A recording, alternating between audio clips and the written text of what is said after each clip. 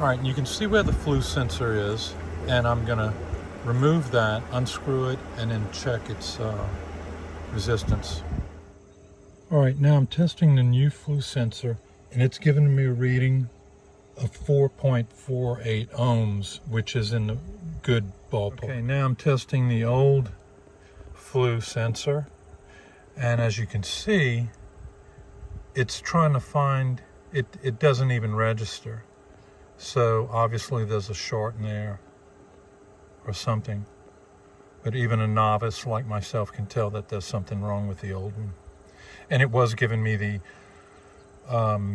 E05 error code. So I will replace the old with the new and see what happens. Okay, let's hope that this works.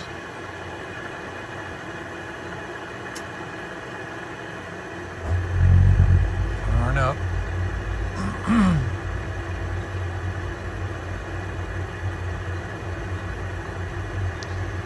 Alright, well, we're going to see what happens. It's still on, which is nice.